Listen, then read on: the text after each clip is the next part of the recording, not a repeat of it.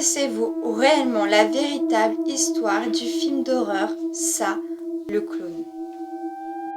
Le clown qui a traumatisé des milliers d'enfants, eh bien en réalité, il existe bel et bien. Adapté du roman intitulé It de l'écrivain Stephen King, il s'est inspiré de la vie d'un homme. Il s'agit de John Wayne Gacy, un Américain né en 1942.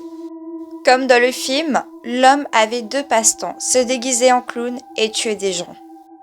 Il a été arrêté le 21 décembre 1978 à Chicago et accusé d'avoir tué, violé et torturé au moins 33 victimes. L'histoire de ce tueur en série va au-delà de ses crimes. Dès l'âge de 17 ans, il part pour Las Vegas dans le but de travailler.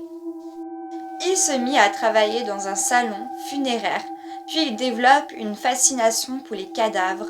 Sa carrière s'arrêtera pour nécrophilie. En 1972, il décide de fonder une société de construction appelée PDM. Il embaucha plusieurs jeunes hommes qui finira par agresser sexuellement. Au même moment, il décide de se confectionner un costume de clown qu'il surnomma Pogo le clown pour attirer les jeunes. Son entreprise finit par couler. Il décide donc de se consacrer uniquement à sa passion, torturer et tuer des adolescents. Une fois qu'il tue assez jeunes, il finit par violer leur corps. Les corps des victimes ont été retrouvés sur sa propriété au moment de son arrestation.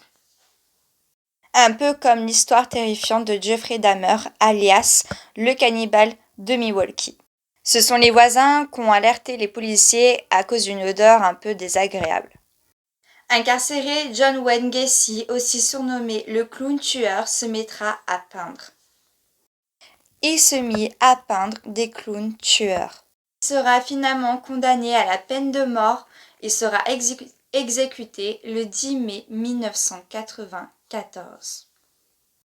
Si cette histoire t'a plu, n'hésite pas à le marquer en commentaire, à liker, à partager et à t'abonner.